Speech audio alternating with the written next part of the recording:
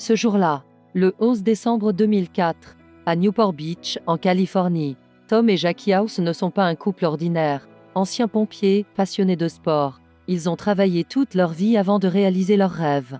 Vendre leur maison, acheter un yacht, et vivre en mer, loin du bruit du monde. Leur bateau, le Well Deserved, porte bien son nom. Bien mérité. Pendant plusieurs années, ils voyagent, explorent les côtes du Pacifique, vivent une existence simple et heureuse. Mais tout change lorsqu'ils apprennent qu'ils vont devenir grands-parents. Pour une fois, le rêve laisse place à la famille. Ils décident de vendre le yacht pour retourner s'installer sur la terre ferme. C'est alors qu'apparaît Skylar Dillon, 25 ans.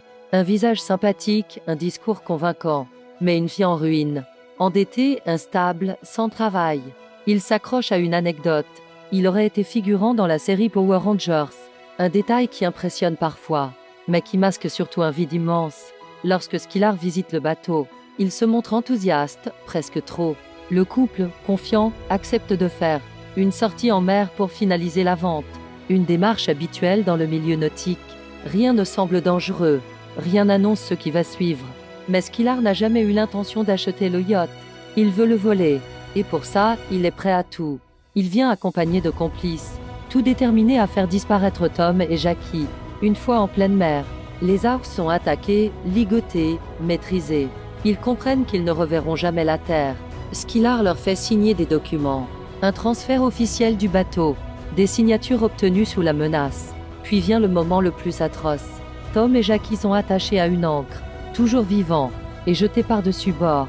Le Pacifique engloutit le couple en silence. Le Well Deserved, lui, devient propriété de Skylar.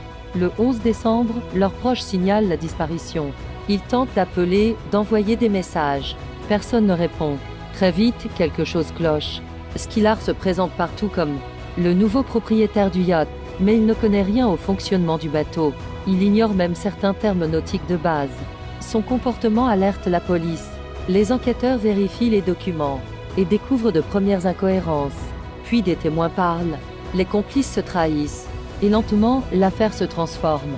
D'une simple disparition, elle devient un double homicide brutal.